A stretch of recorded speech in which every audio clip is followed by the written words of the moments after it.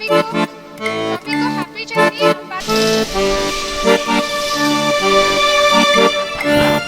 ನಮಸ್ತೆ ಅಂಕೋರಿ, ತಮ್ಮ ಹೆಸರೇನು?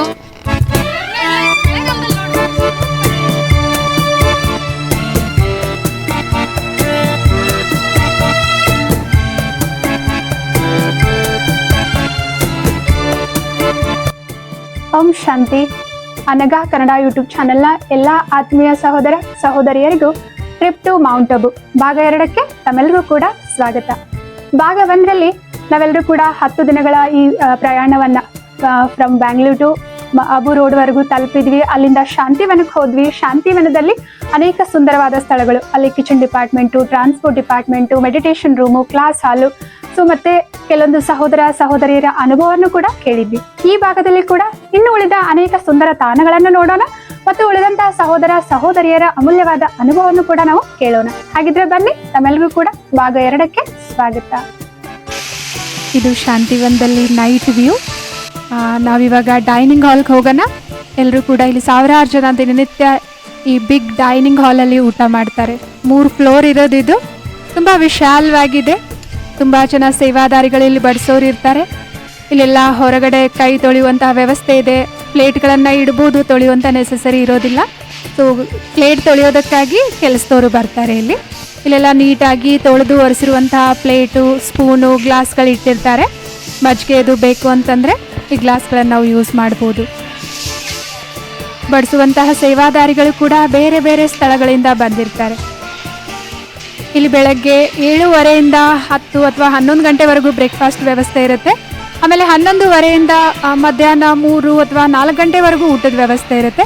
ಮತ್ತು 4 ಗಂಟೆಯಿಂದ ಟೀ, ಕಾಫಿ, ಹಾಲು ಅಥವಾ ಶುಗರ್ ಇಲ್ಲದೆ ಇರೋ ಟೀ, ಕಾಫಿ ಬೇಕಂತಂದರೆ ಅದರ ವ್ಯವಸ್ಥೆನೂ ಕೂಡ ಇರುತ್ತೆ. ಆಮೇಲೆ ಇಲ್ಲಿ ನೀರು ಕೂಡ ಮಿನರಲ್ ವಾಟರ್ 24/7 ಯಾವಾಗಲೂ ಅವೈಲೇಬಲ್ ಇರುತ್ತೆ. ತಂಪು ನೀರು ಬೇಕನ್ನೋರಿಗೆ ತಂಪು ನೀರು ಇರುತ್ತೆ, ಬಿಸಿ ನೀರು ಬೇಕು ಅಂದರೆ ಬಿಸಿ ನೀರು ಇರುತ್ತೆ ಯಾವಾಗಲೂ ಕೂಡ. ಮತ್ತು ನಾರ್ಮಲ್ ವಾಟರ್ ಕೂಡ, ಮಿನರಲ್ ವಾಟರು ಇರುತ್ತೆ. ಸೊ ಇಲ್ಲಿ ಪೇಷಂಟ್ಗಳಿಗೂ ಇಲ್ಲಿ ಬಂದು ಯಾರಿಗಾದ್ರೂ ಹುಷಾರಿಲ್ಲ, ಅವ್ರಿಗೆ ಸಪ್ಪೆ ಊಟ ಮಾಡಬೇಕು ಅಂತಂದರೆ ಅವ್ರಿಗೂ ಕೂಡ ಬೇರೆ ಈ ಕಡೆ ಸಪ್ರೇಟಾಗಿ ಕುಳಿತಿದ್ದಾರಲ್ವ, ಇದು ಪೇಷಂಟ್ಗಳಿಗೆ ಊಟದ ವ್ಯವಸ್ಥೆ ಇರುತ್ತೆ.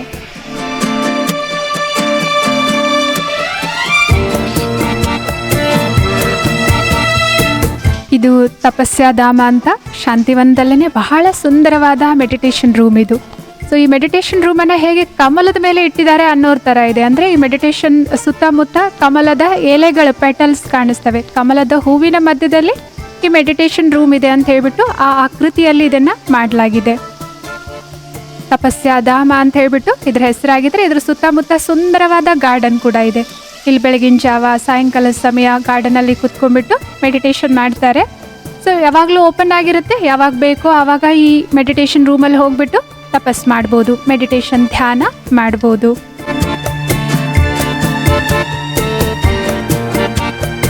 ನೋಡಿ, ಕಮಲದ ಹೂವಿನ ಆಕೃತಿ, ಸುತ್ತಮುತ್ತ ಕಮಲದ ಹೂವಿನ ಎಲೆಗಳು, ದಳಗಳು ಇದಾವೆ ಅನ್ನೋ ಥರ ಈ ಆಕೃತಿಯನ್ನು ಮಾಡಲಾಗಿದೆ. ಸಾಯಂಕಾಲ ಇಲ್ಲಿ ಸುತ್ತ ಎಲ್ಲ ಕುಳಿತುಕೊಂಡು ನಿಸರ್ಗದ ಮಧ್ಯದಲ್ಲಿ ಕುಳಿತುಕೊಂಡು ಮೆಡಿಟೇಷನ್ ಮಾಡುವಂಥವ್ರು ಮಾಡ್ತಾರೆ.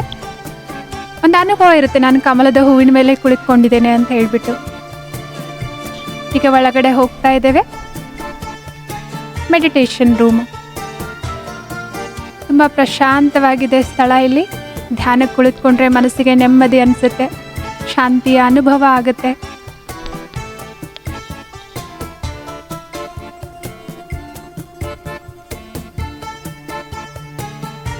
ಇವೆಲ್ಲ ಎನರ್ಜಿ ಪಾಯಿಂಟ್ಗಳು. ಇಲ್ಲಿ ಕುಳಿತುಕೊಂಡು ನಾವು ಸ್ವಲ್ಪ ಹೊತ್ತು ಧ್ಯಾನ ಮಾಡಿದ್ವಿ ಅಂತಂದರೆ ನಮ್ಮಲ್ಲಿ ನಾವು ಚಾರ್ಜ್ ಅಂತಂದರೆ ನಮ್ಮ ಆತ್ಮರೂಪಿ ಬ್ಯಾಟ್ರಿಯನ್ನು ನಾವು ಚಾರ್ಜ್ ಮಾಡಿಕೊಳ್ಳುವಂತಹ ಸ್ಥಳಗಳು ಇವೆಲ್ಲನೂ ಕೂಡ.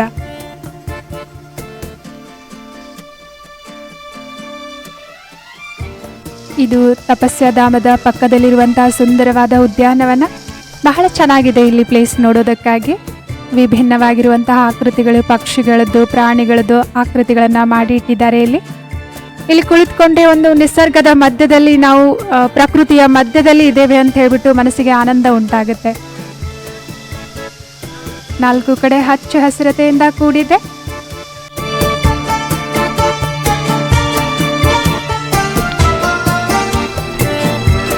ನಾವಿವಾಗ ದಾದಿ ಪ್ರಕಾಶ್ ಮಣಿಯವರ ಸ್ತಂಭದ ಹತ್ರ ಬಂದಿದ್ದೇವೆ. ದಾದಿ ಪ್ರಕಾಶ್ ಮಣಿಯವರು ಬ್ರಹ್ಮಕುಮಾರೀಸ್ ಈಶ್ವರೀಯ ವಿಶ್ವವಿದ್ಯಾಲಯದ 2ನೆಯ ಅಡ್ಮಿನಿಸ್ಟ್ರೇಟಿವ್ ಹೆಡ್ ಆಗಿ ಸೇವೆಯನ್ನ ಸಲ್ಲಿಸಿದ್ರು. ದಾದಿಯವರ ಅಡ್ಮಿನಿಸ್ಟ್ರೇಷನ್ ಬಹಳ ಕುಶಲತೆಯಿಂದ ಕೂಡಿತ್ತು. ಸೊ ಅವರಿದ್ದ ಸಮಯದಲ್ಲಿ ಸೇವೆಯನ್ನ ಇಡೀ ಜಗತ್ತಿನಾದ್ಯಂತ ಈಶ್ವರೀಯ ಸಂದೇಶವನ್ನ ತಲುಪಿಸುವುದರಲ್ಲಿ ದಾದಿಯವರು ಬಹಳ ಮುಖ್ಯ ಪಾತ್ರವನ್ನ ನಿರ್ವಹಿಸಿದ್ರು. ಅನೇಕ ಪ್ರಶಸ್ತಿಗಳು ಕೂಡ ಬ್ರಹ್ಮಕುಮಾರೀಸ್ ಈಶ್ವರೀಯ ವಿಶ್ವವಿದ್ಯಾಲಯಕ್ಕೆ ಆ ಸಮಯದಲ್ಲಿ ಬಂದ್ವು. ಒಂದು ರಾಷ್ಟ್ರೀಯ ಮಟ್ಟದಿಂದ ಅಂತಾರಾಷ್ಟ್ರೀಯ ಮಟ್ಟದವರೆಗೂ ಬ್ರಹ್ಮಕುಮಾರೀಸ್ ಈಶ್ವರೀಯ ವಿಶ್ವವಿದ್ಯಾಲಯನ್ನ ಪ್ರಖ್ಯಾತ ಮಾಡೋದ್ರಲ್ಲಿ ದಾದಿಯವರ ನೇತೃತ್ವ ಬಹಳ ಮುಖ್ಯವಾಗಿ ಇದೆ. ಇದು ಅವ್ಯಕ್ತ ಲೋಕ ಅಂತ ದಾದಿ ಗುಲ್ಜಾರ್ ಅವರ ಸ್ಮಾರಕ ಸ್ತಂಭ. ಇದು ಅವ್ಯಕ್ತ ಲೋಕ ಅಂತಂದ್ರೆ ಬಹಳ ಶಾಂತವಾದ ವಾತಾವರಣ ಅಂತ ಅರ್ಥ. ಸೊ ದಾದಿಯವರ ಸ್ಮೃತಿಯ ಸ್ತಂಭ ಇದೆ ಇಲ್ಲಿ. ಅವರು ಹೇಳ್ತಾ ಇರುವಂತಹ ಸ್ಲೋಗನ್ಗಳನ್ನ ಈ ಸ್ತಂಭದ ಮೇಲೆ ಬರೆಯಲಾಗಿದೆ. ಇಲ್ಲಿ ಕೂಡ ಅನೇಕ ಸಹೋದರ ಸಹೋದರಿಯರು ಬಂದು ಕುಳಿತುಕೊಂಡು ಧ್ಯಾನವನ್ನ ಮಾಡ್ತಾರೆ, ಆಳವಾದ ಶಾಂತಿಯ ಅನುಭವನ ಮಾಡ್ತಾರೆ, ದಾದಿರವರಿಂದ ಆಶೀರ್ವಾದಗಳನ್ನ ಪಡೆದುಕೊಳ್ತಾರೆ. ಒಂದು ಸೂಕ್ಷ್ಮ ವತನವನ್ನೇ ನಾವು ಭೂಮಿ ಮೇಲೆ ನೋಡ್ತಾ ಇದೀವೇನೋ ಅಂತ ಅನ್ಸುತ್ತೆ. ಇಲ್ಲಿ ಇದು ಗಾಡ್ಲಿ ಗಿಫ್ಟ್ಸ್ ಅಂತ. ನಾವೇನಾದ್ರೂ ಲಿಟ್ರೇಚರ್ ಅಂದ್ರೆ ಪುಸ್ತಕಗಳು, ಏನಾದ್ರೂ ಗಿಫ್ಟ್ಗಳನ್ನ ಕೊಂಡ್ಕೊಳ್ಬೇಕು ಅಂತಂದ್ರೆ ಇದು ಡಿಪಾರ್ಟ್ಮೆಂಟ್ ಇದೆ, ಇಲ್ಲಿ ಬಂದ್ಬಿಟ್ಟು ನಾವು ಕೊಂಡ್ಕೊಳ್ಬಹುದು. ಇದಕ್ಕೆ ಇದರದೇ ಆದ ಸಮಯ ಇರುತ್ತೆ. ಬೆಳಗ್ಗೆ 8:30 12:00 ಅಥವಾ 12 ಗಂಟೆವರೆಗೂ ಇರುತ್ತೆ, ಮತ್ತು ಸಾಯಂಕಾಲ 4 6 ಗಂಟೆವರೆಗೂ ಇರುತ್ತೆ. ಸೊ ಭಿನ್ನ ಭಿನ್ನ ಆಗಿರುವಂತಹ ಬ್ರಹ್ಮಕುಮಾರೀಸ್ ರಿಲೇಟೆಡ್, ಸಂಸ್ಥೆಯ ರಿಲೇಟೆಡ್ ಪುಸ್ತಕಗಳಿದ್ದಾವೆ, ಮತ್ತು ವ್ಯಾಲ್ಯೂಸ್ ಬೇಸ್ಡ್ ಪುಸ್ತಕಗಳಿದ್ದಾವೆ. ಭಗವಂತನ ಮಹಾವಾಕ್ಯದ ಪುಸ್ತಕಗಳಲ್ಲಿ ಸಿಗ್ತವೆ, ಮತ್ತು ಬ್ರಹ್ಮಕುಮಾರೀಸ್ ಲೋಗೋ ಇರುವಂತಹ, ಹೆಸರು ಇರುವಂತಹ ಕೀ ಚೈನ್ಸ್ ಆಗಿರ್ಬೋದು, ಫ್ಲಾಗ್ಸ್ ಆಗಿರ್ಬೋದು, ಗಡಿಯಾರ ಆಗಿರ್ಬೋದು, ಅಥವಾ ನೀವು ಯಾರಿಗಾದ್ರೂ ಏನಾದರೂ ಗಿಫ್ಟ್ ಕೊಡ್ತೀನಿ ಅಂತಂದ್ರೆ ಪೆನ್ನು ಅಥವಾ ಫೋಟೋಸ್ ಕೂಡ ಲೈಟ್ ಇರುವಂತಹ ಬಹಳ ಸುಂದರವಾದ ಗಿಫ್ಟ್ಗಳು ನೀವಿಲ್ಲಿ ಕೊಂಡ್ಕೊಳ್ಬಹುದಾಗಿದೆ ನಿಮ್ಮ ಪರಿವಾರದವ್ರಿಗಾಗಿ.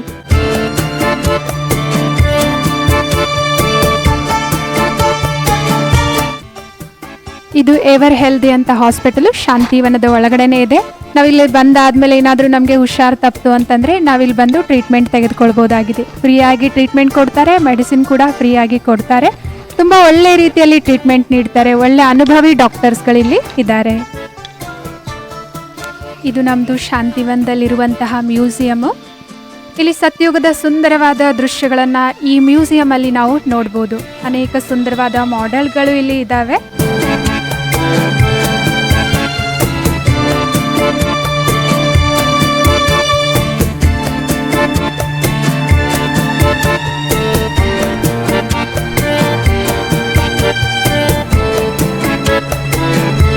ಹೇಗೆ ಸತ್ಯಯುಗದಲ್ಲಿ ಮಹಾರಾಜ ಮಹಾರಾಣಿಯರು ಮತ್ತು ಅವರ ರಾಜ್ಯ ದರ್ಬಾರು ನಡೀತಾ ಇತ್ತು ಅಂತ ಹೇಳ್ಬಿಟ್ಟು ಅದ್ರ ಬಗ್ಗೆ ಇಲ್ಲಿ, ಮತ್ತು ಇನ್ನು ಭಿನ್ನ ಭಿನ್ನವಾದ ವಿಷಯಗಳನ್ನು ಇಲ್ಲಿ ಚಿತ್ರಗಳ ಮೂಲಕ ಮ್ಯೂಸಿಯಂನಲ್ಲಿ ತೋರಿಸಲಾಗಿದೆ.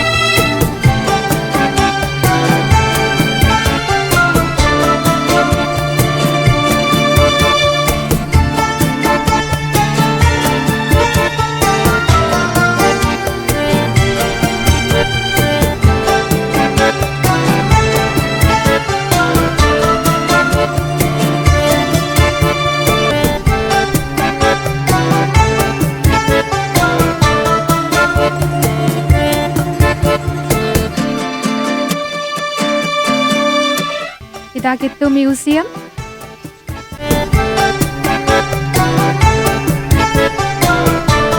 ಇದು ಶಾಂತಿವನ್ ಕ್ಯಾಂಪಸ್ ಒಳಗಡೆನೆ ಸುಂದರವಾದ ಮೂರ್ತಿಗಳನ್ನ ಮಾಡುವಂತಹ ಸ್ಥಳ. ಇದೊಂದು ಶಾಪ್ ಇದೆ. ನಮ್ಗೇನಾದ್ರೂ ಈ ರೀತಿ ಕೃಷ್ಣನ್ ಮೂರ್ತಿ ಬೇಕು, ಏಂಜಲ್ಸ್ಗಳ ಮೂರ್ತಿ ಬೇಕು ಅಂತಂದ್ರೆ ಇಲ್ಲಿ ನಾವು ಆರ್ಡರ್ ಕೊಟ್ವಿ ಅಂತಂದರೆ ಒಂದು 5 to 10 ಡೇಸ್ ಮುಂಚೆ ಆರ್ಡರ್ ಕೊಟ್ಟರೆ ಈ ರೀತಿ ಸುಂದರವಾದ ಮೂರ್ತಿಗಳನ್ನು ಮಾಡಿಬಿಟ್ಟು ನಮಗೆ ಕೊಡ್ತಾರೆ. ಇಷ್ಟಿಷ್ಟಂತ ಬೆಲೆ ಇರುತ್ತೆ. ಸೊ ಆ ಬೆಲೆ ಟ್ಯಾಗ್ಗಳು ಕೂಡ ಅಲ್ಲಿ ಡಿಸ್ಪ್ಲೇ ಮಾಡಿರ್ತಾರೆ. ಅದನ್ನು ನೋಡಿಬಿಟ್ಟು ನಮ್ಗೆ ಬೇಕಾದಿದ್ದನ್ನು ನಾವು ಆರ್ಡರ್ ಮಾಡ್ಬೋದು. ನಮಸ್ತೆ ಅಣ್ಣವರೇ, ಶರಣಾರ್ಥಿಗಳು. ಯಾವ ಸ್ಥಳದಿಂದ ಬರ್ತಾ ಇದ್ದೀರಾ? ಹಾವೇರಿ ಸ್ಥಳದಿಂದ ಬರ್ತಾ ಇದ್ದೇವೆ. ಅಲ್ಲಿ ಶಾಂತಿ ಅನ್ನುವಂಥ ಒಂದು ಧಾಮಕ್ಕೆ ಹೋಯ್ತೀವಿ.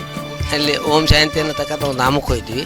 ಆ ಧಾಮದಲ್ಲಿ ಇರ್ತಕ್ಕಂಥ ಎಲ್ಲ ವಸ್ತು ಸ್ಥಿತಿಗಳನ್ನು ನೋಡಿಕೊಂಡು ಭಾಳ ಸುಂದರವಾದಂಥ ಪ್ಲೇಸನ್ನು ನೋಡಿಕೊಂಡು ಎನ್ರಾವೆಲ್ಮೆಂಟ್ ಇದನ್ನೆಲ್ಲ ನೋಡಿಕೊಂಡು ಭಾಳ ಸಂತೋಷ ಆಯಿತು, ಮನಸ್ಸಿಗೆ ಖುಷಿನೂ ಆಯಿತು. ಧ್ಯಾನಕ್ಕೆ ಕುಳಿತಿದ್ದೆವು. ಹೇಗೆ ಅನ್ನಿಸ್ತು ನಿಮಗೆ ಅಲ್ಲಿ? ನಮಗೆ ವಸ್ತುಸ್ಥಿತಿಯಾಗಿ ಎಲ್ಲ ಬಹಳ ಸುಂದರವಾಯಿತು. ಎಲ್ಲಾದರೂ ಸುತ್ತಾಡ್ಸಿದ್ರ? ಹೊರಗಡೆ ಎಲ್ಲ ಏನೇನು ಪ್ಲೇಸ್ ನೋಡಿದ್ರಿ? ಮತ್ತು ಉದಯಗಿರಿ ನೋಡಿದ್ದೀವಿ ರೀ, ಉದಯಪುರ, ಮೌಂಟ ಇದು ಅರಾವಳಿ ಪರ್ವತ, ಅದು ಇದರಲ್ಲಿ ಹೋದಿವಲ್ಲ ರೀ, ಅದೇ ಅಂಬಾಜಿಗೆ ಹೋಗಿದ್ದೀವಿ. ಅಂಬಾಜಿಗೆ ಹೋಗಿದ್ದೀವಿ ರೀ. ಚೆನ್ನಾಗಿ ಅನ್ನಿಸ್ತು, ಎಲ್ಲ ಚೆನ್ನಾಗಿ ಅನ್ನಿಸ್ತು. ಭಾಳ ಬಹುತ್ ಸೂರತ್ ಖೂಬ್ ಹೈ, ಬಹುತ್ ಖೂಬ್ ಸೂರತ್ ಹೈ. ಯಾರಾದ್ರೂ ನಾವು ಹೋಗ್ಬೋದಾ? ಹೇಗಿದೆ ಅಂದ್ರೆ ಏನು ಹೇಳ್ತೀರಾ ಅವ್ರಿಗೆ? ಅವ್ರಿಗೆ ಹೋಗಿ ಬನ್ರಿ ಒಂದ್ಸಲ ಅಂತಂದು ಹೇಳ್ತೇವೆ. ಬಹಳ ಬಹಳ ಧನ್ಯವಾದಗಳು ತಮ್ಮ ಅಭಿಪ್ರಾಯ. ಶರಣಾರ್ಥಿಗಳದೇ. ಇದು ಶಕ್ತಿ ಸ್ತಂಭ ಅಂತ ಶಾಂತಿವನ ಕ್ಯಾಂಪಸ್ ಒಳಗಡೆ ಇರೋದು. ದಾದಿ ಜಾನಕಿಜಿಯವರ ಸ್ಮೃತಿಗೋಸ್ಕರ ಕಟ್ಟಿಸಿರುವಂತಹ ಶಕ್ತಿ ಸ್ತಂಭ ಬಹಳ ಸುಂದರವಾಗಿದೆ ನೋಡಲಿಕ್ಕೆ. ದಾದಿ ಜಾನಕಿಜಿಯವರು ಪ್ರಜಾಪಿತ ಬ್ರಹ್ಮಕುಮಾರಿ ಈಶ್ವರಿಯ ವಿಶ್ವವಿದ್ಯಾಲಯದ 3ನೇ ಅಡ್ಮಿನಿಸ್ಟ್ರೇಟಿವ್ ಹೆಡ್ ಆಗಿ ಸೇವೆಯನ್ನು ಸಲ್ಲಿಸಿದ್ರು. ಸೊ ದಾದೀಜಿಯವರ ವಿಶೇಷತೆ ಅಂತಂದರೆ ಅವರು ವಿದೇಶದಲ್ಲಿ ಲಂಡನ್ನಲ್ಲಿದ್ದು ವಿದೇಶದ ಸೇವೆಯನ್ನು ವಿಸ್ತಾರ ಮಾಡೋದ್ರಲ್ಲಿ ಬಹಳ ಮಹತ್ವಪೂರ್ಣವಾದ ಪಾತ್ರವನ್ನು ದಾದೀಜಿಯವರು ಸೇವೆಯ ರೂಪದಲ್ಲಿ ನಿರ್ವಹಿಸಿದರು. ಸೊ ದಾದೀಜಿಯವರು 104 ವರ್ಷದವರೆಗೂ ಅವರ ಆಯುಷ್ಯ ಇತ್ತು. ಸೊ ದಾದೀಜಿಯವ್ರನ್ನ ಇಲ್ಲೇ ಅವರು ಶರೀರ ಬಿಟ್ಟಾಗ ಅಗ್ನಿ ಸ್ಪರ್ಶ ಮಾಡಿರೋ ಸ್ಥಳ ಇದು. ಆ ಸ್ಮರಣೆಗಾಗಿ ಇಲ್ಲಿ ಅವರ ಸ್ತಂಭವನ್ನು ಕಟ್ಟಲಾಗಿದೆ. ದಾದೀಜಿಯವರು ಬಹಳ ಶಕ್ತಿಶಾಲಿಯಾಗಿದ್ದರು. ಅದಕ್ಕೇನೆ ಅವರ ಸ್ಮರಣೆಯ ಸ್ತಂಭಕ್ಕೆ ಶಕ್ತಿ ಸ್ತಂಭ ಅಂತ ಹೇಳಿಬಿಟ್ಟು ಹೆಸರಿಡಲಾಗಿದೆ. ಇಲ್ಲಿ ಎಲ್ಲರೂ ಕೂಡ ದಿನಾಲು ಸಹೋದರ ಸಹೋದರಿಯರು ಇಲ್ಲಿ ಬರ್ತಾರೆ, ಕುಳಿತುಕೊಳ್ತಾರೆ, ಧ್ಯಾನ ಮಾಡ್ತಾರೆ, ತಮ್ಮಲ್ಲಿ ಶಕ್ತಿಯನ್ನು ತುಂಬಿಸ್ಕೊಳ್ತಾರೆ. ಬಹಳ ಸುಂದರವಾಗಿದೆ. ಸುತ್ತಮುತ್ತ ಗಾರ್ಡನ್ ಕೂಡ ಬಹಳ ಶಾಂತವಾಗಿ ಕೂಡ ಇದೆ.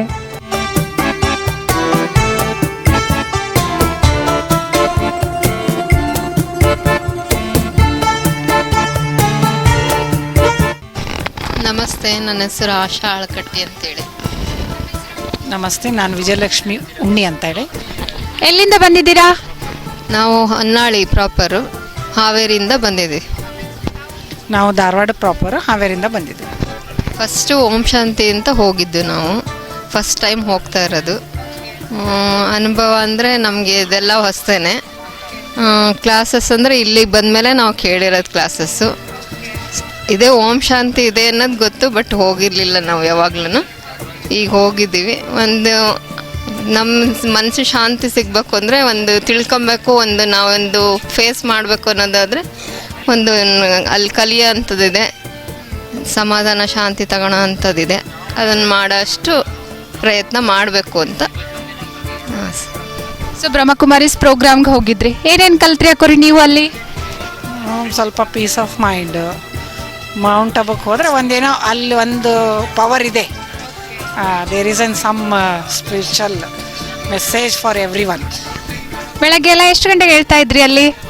ಬೆಳಗ್ಗೆ ಒಂದು ದಿನ ಮಾತ್ರ ಲೇಟಾಗಿ ಎದ್ದಿದ್ದೀವಿ. ಇನ್ನು ಉಳಿದಿದ್ದ ದಿನ ಎಲ್ಲ 3:30 4 ಗಂಟೆಗೆ ಎದ್ದು ಒಂದು ಡೇನೂ ಇದಕ್ಕೆ ಯೋಗ ಹೋಗಿ ಬಂದಿದ್ದೀವಿ. ಮನೇಲೆಲ್ಲ 3:30ಗೆ ಹೇಳ್ತಾ ಇದ್ರ? ಮಲಗದೆ 1:30 2 ಗಂಟೆ ಮಲಗಿದಾಗಿನ್ನು. ಓಕೆ, ಇಲ್ಲ ಎಷ್ಟು ಗಂಟೆಗೆ ಮಲಗ್ತಾ ಇದ್ರಿ? ಅಷ್ಟೇ ಮಾಮೂಲಿ 11 ಗಂಟೆ. ಸೊ ಹೇಗೆ ಅನಿಸ್ತಾ ಇದೆ ಇಲ್ಲಿ ಬಂದಮೇಲೆ? ಅಂದರೆ ಯಾವ ರೀತಿ ಎಲ್ಲ ವ್ಯವಸ್ಥೆ ಇತ್ತು ಇಲ್ಲಿ? ಸೂಪರ್. ಎಲ್ಲ ವ್ಯವಸ್ಥೆ ಚೆನ್ನಾಗಿ ಮಾಡಿದ್ದಾರೆ. ನಾವು ಮನೆಯಲ್ಲಿ ಇದ್ದವ್ರಿಗೆ 5 ಮಂದಿಗೆ ಊಟಕ್ಕೆ ಹಾಕೋ ತ್ರಾಸು. ಇವಾಗ ಇಷ್ಟು ತುಂಬ ಜನಕ್ಕೆ ಅವರೆಲ್ಲ ಮೇಂಟೈನ್ ಮಾಡಿದರು. ಎಲ್ಲ ವಿಂಗ್ಸ್ ಬಂದಿದ್ರಲ್ಲ, ತುಂಬ ಚೆನ್ನಾಗಿ ಮೇಂಟೈನ್ ಮಾಡಿದ್ದಾರೆ. ಯೂನಿವರ್ಸಿಟಿ ನೋಡಿದ್ವಿ, ಆಮೇಲೆ ಅಂಬಾ ಇದಕ್ಕೆ ಹೋಗಿದ್ವಿ, ಆಮೇಲೆ ಉದಯ್ಪುರ್ ಹೋಗಿದ್ವಿ, ಪ್ಯಾಲೇಸ್ ನೋಡಿದ್ವಿ ಅಲ್ಲಿ, ಸೋಲಾರ್ ಪ್ಲ್ಯಾಂಟ್ ನೋಡಿದ್ವಿ, ಆಮೇಲೆ ಗೋ ಇದು ನೋಡಿದ್ವಿ, ಮಾನಸ ಸರೋವರ ನೋಡಿದ್ವಿ, ಎಲ್ಲ ನೋಡಿದ್ವಿ. ಸೊ ಎಷ್ಟು ದಿನ ಆಯಿತು ನೀವು ಇಲ್ಲಿ ಬಂದು ಪ್ರೋಗ್ರಾಮ್ಗೆ? ಪ್ರೋಗ್ರಾಮ್ಗೆ 2 ದಿವಸ ಟ್ರೈನಲ್ಲಿ ಹೋಯ್ತು, ಉಳ್ಕಿದ್ದು ಒಂದು 6 ಡೇಸ್ 7 ಡೇಸ್ ಅಲ್ಲೇ ಇದ್ವಿ. ಇವಾಗ 2 ದಿವಸ ರಿಟರ್ನ್. ಎಲ್ಲ ಪ್ರೋಗ್ರಾಮ್ ತುಂಬ ಚೆನ್ನಾಗಿತ್ತು, ಮಸ್ತ್. ಖುಷಿ ಆಗ್ತಿದೆಯಾ ಪ್ರೋಗ್ರಾಮ್ ಅಟೆಂಡ್ ಮಾಡಿ? ಭಾಳ ಖುಷಿ ಆಯ್ತು. ಅಷ್ಟು ಚೆನ್ನಾಗೆಲ್ಲ ಸ್ಪೀಚ್ ಗೀಚ್ ಎಲ್ಲ ಕೇಳಿದ್ವಿ, ಫಂಕ್ಷನ್ಸ್ ನೋಡಿದ್ವಿ, ಕಲ್ಚರಲ್ ಆ್ಯಕ್ಟಿವಿಟೀಸ್ ಎಲ್ಲ ಇತ್ತಲ್ಲ ಅದೆಲ್ಲ ನೋಡಿದ್ವಿ, ಭಾಳ ಚೆನ್ನಾಗಿತ್ತು. ಪೊಲಿಟಿಕಲ್ ವಿಂಗಲ್ಲಿ ಬಂದಿದ್ವಿ. ಅವರು ನೇಪಾಳದವರು ಎಲ್ಲ ಮಿನಿಸ್ಟರ್ಸ್ ಬಂದಿದ್ದರು. ಆಮೇಲೆ ರಾಜಸ್ಥಾನ್ಸ್ ಒಂದು ಸ್ವಲ್ಪ ಮಿನಿಸ್ಟರ್ಸು ಅವರೇ ಬಂದಿದ್ದರು. ಅವರ ಸ್ಪೀಚ್ ಎಲ್ಲ ತುಂಬ ಚೆನ್ನಾಗಿ ಕೊಟ್ಟರು. ನಿಮ್ಮ ಇದು ಈಶ್ವರಿ ವಿಶ್ವವಿದ್ಯಾಲಯದ ಬಗ್ಗೆ. ಮೌಂಟ್ ಆಬು ಅಲ್ಲಿ ಹೋಗಿದ್ವಿ, ಅಲ್ಲಿ ಯೂನಿವರ್ಸಿಟಿ ಎಲ್ಲ ಇತ್ತಲ್ಲ, ಅಲ್ಲಿ ನೋಡಿ ಅಲ್ಲಿ ಬಾಬಾಂದು ಬಾಬಾರ್ದು ಮೇನ್ ಸಮಾಧಿ ಅವು ಎಲ್ಲ ನೋಡಿದ್ವಿ. ತುಂಬ ಚೆನ್ನಾಗಿತ್ತು, ಸೂಪರ್. ಈಗ ನಾವು ಮೌಂಟ್ ಅಬು ಅಂತಂದರೆ ಶಾಂತಿವನದಿಂದ ಒಂದು ಸುಮಾರು 18 ಕಿಲೋಮೀಟ್ರ್ ಅರಾವಳಿ ಬೆಟ್ಟದ ಮೇಲೆ ಮೌಂಟ್ ಅಬು ಇದೆ. ಸೊ ಆ ಸ್ಥಳಕ್ಕೆ ಹೋಗ್ತಾ ಇದ್ದೇವೆ. ಅಲ್ಲಿ ನಮ್ಮದು ಪಾಂಡವ ಭವನ ಅಂತ ಹೇಳ್ಬಿಟ್ಟು ಕ್ಯಾಂಪಸ್ ಇದೆ. ಅಂತಂದರೆ ರಾಜಸ್ಥಾನದಲ್ಲಿ ಈ ಮೌಂಟ್ ಅಬುನಲ್ಲಿ ಮೊದಲನೇ ಕ್ಯಾಂಪಸ್ ಅದು ನಮ್ಮದು. ಇಂಟರ್ನ್ಯಾಷನಲ್ ಹೆಡ್ ಕ್ವಾರ್ಟರ್ಸ್ ಕೂಡ ಅದು. ಸೊ ಆ ಸ್ಥಳಕ್ಕೆ ನಾವು ಹೋಗ್ತಾ ಇದ್ದೀವಿ. ಅದು ಬ್ರಹ್ಮ ಬಾಬರವರ ಕರ್ಮ ಭೂಮಿನೂ ಕೂಡ ಆಗಿದೆ. ಸೊ ಸುಂದರವಾದ ಅರಾವಳಿ ಪರ್ವತಗಳ ಮಧ್ಯದಲ್ಲಿ ರಸ್ತೆ ಇದೆ. ನೀವು ನೋಡ್ಬೋದು ಈ ಬೆಟ್ಟದ ಮೇಲೆ ಮೋಡಗಳೇನೋ ಅಂಟ್ಕೊಂಡಿದ್ದಾವೇನೋ ಅಂತ ಹೇಳ್ಬಿಟ್ಟು ಅನಿಸ್ತಾ ಇದೆ. ನಾವು ಮೇಲ್ಗಡೆ ಮುಗಿಲಿನಲ್ಲಿ ಹೋಗ್ತಾ ಇದ್ದೀವೇನೋ ಅನ್ನೋ ಥರ ಕ್ಲೌಡ್ಗಳೆಲ್ಲ ತುಂಬ ಹತ್ತಿರ ಕಾಣಿಸುತ್ತೆ. ಇದು ಮೇಲೆ ಬೆಟ್ಟದ ಮೇಲೆ ಹೋಗಿ ಮೌಂಟ್ ಅಬುದಲ್ಲಿ ನಾವು ಪಾಂಡವ ಭವನ ಕ್ಯಾಂಪಸ್ ಕಡೆಗೆ ಹೋಗ್ತಾ ಇರುವಂತಹ ದಾರಿ ಇದು.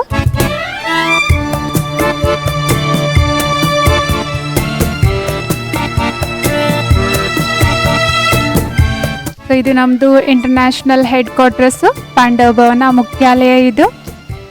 ಸೊ ನಾವೀಗ ಅಲ್ಲಿ ಹೋಗ್ತಾ ಇದ್ದೇವೆ. ಬಹಳ ಸುಂದರವಾಗಿದೆ.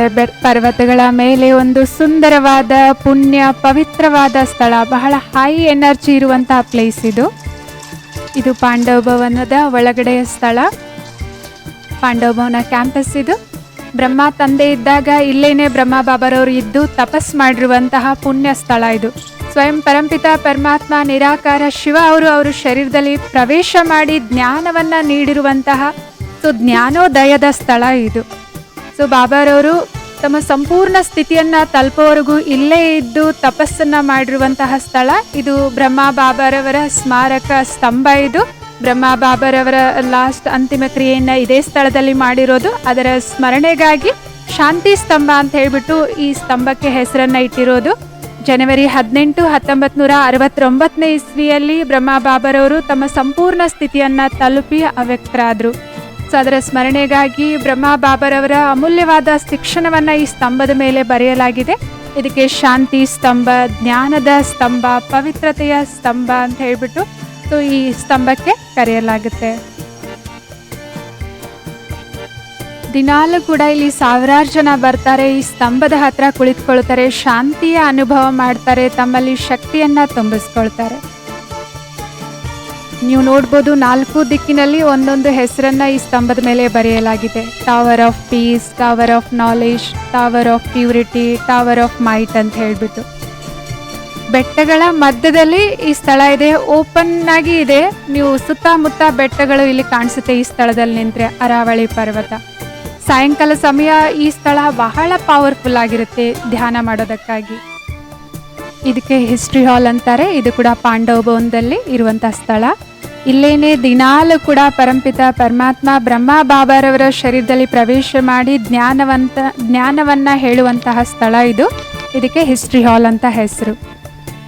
ಇಲ್ಲೆಲ್ಲರೂ ಕೂಡ ಹಳೆಯ ನೆನಪುಗಳನ್ನು ನೋಡೋದಕ್ಕಾಗಿ ಈ ಸ್ಥಳಕ್ಕೆ ಬರ್ತಾರೆ. ಇವರೇನೇ ಬ್ರಹ್ಮ ಬಾಬಾರವರು, ಬ್ರಹ್ಮ ಕುಮಾರೀಸ್ ಈಶ್ವರ್ಯ ವಿಶ್ವವಿದ್ಯಾಲಯದ ಸಂಸ್ಥಾಪಕರು. ಅವರ ಪೂರ್ವ ಜೀವನದ ಈ ಎಲ್ಲ ಇತಿಹಾಸದ ಫೋಟೋಗಳಿವೆಲ್ಲನೂ ಕೂಡ ಬ್ರಹ್ಮ ಬಾಬಾರವರು ಮೊದಲು ಒಬ್ಬ ಶ್ರೀಮಂತ ವಜ್ರದ ವ್ಯಾಪಾರಿಯಾಗಿದ್ದರು. ಆ ಸಮಯದ ಫೋಟೋಗಳಿವೆಲ್ಲನೂ ಕೂಡ ಹೇಗೆ ಅವರಿಗೆ ಭಗವಂತ ಸಾಕ್ಷಾತ್ಕಾರಗಳನ್ನು ಮಾಡಿಸಿದ್ರು, ಆಮೇಲೆ ಅವರ ಜೀವನ ಹೇಗೆ ಪರಿವರ್ತನೆ ಆಯಿತು, ಆಮೇಲೆ ಹೇಗೆ ಓಂ ಮಂಡಳಿ ಅಂತ ಹೇಳ್ಬಿಟ್ಟು ಶುರುವಾಯಿತು, ಅಲ್ಲೆಲ್ಲ ಚಿಕ್ಕ ಚಿಕ್ಕ ಮಕ್ಕಳು ಬಂದರು, ಅವರೆಲ್ಲರದ್ದು ಕೂಡ ಇಲ್ಲಿ ಬ್ಲ್ಯಾಕ್ ಆ್ಯಂಡ್ ವೈಟಲ್ಲಿ ಫೋಟೋಸ್ ಇದ್ದಾವೆ. ಆ ಎಲ್ಲ ಸವಿ ನೆನಪುಗಳನ್ನು ಈ ಹಿಸ್ಟ್ರಿ ಹಾಲ್ನಲ್ಲಿ ಬಹಳ ಚೆನ್ನಾಗಿರುವಂತಹ ಫ್ರೇಮ್ ಮಾಡಿಸ್ಬಿಟ್ಟು ಅದರ ಪಕ್ಕದಲ್ಲೇ ಅದು ಯಾವ ಫೋಟೋ, ಯಾವ ಸ್ಥಳದ್ದು, ಯಾವ ಇಸ್ವಿಯಲ್ಲಿ ಅದನ್ನು ತೆಗೆದಿರೋದು ಅಂತ ಹೇಳ್ಬಿಟ್ಟು ಹಾಕಿದ್ದಾರೆ. ಇಲ್ಲಿ ಬಂದು ನೋಡ್ತಾ ಇದ್ರೆ ನಾವು ಕೂಡ ಆ ಸಮಯವನ್ನು ತಲುಪಿದೇವೇನೋ ಅಥವಾ ಸಾಕ್ಷಾತ್ತಾಗಿ ಆ ದೃಶ್ಯಗಳನ್ನು ನಮ್ಮ ಕಣ್ಮುಂದೆ ನೋಡ್ತಾ ಇದ್ದೀವೇನೋ ಅಂತ ಅನುಭವ ಆಗುತ್ತೆ.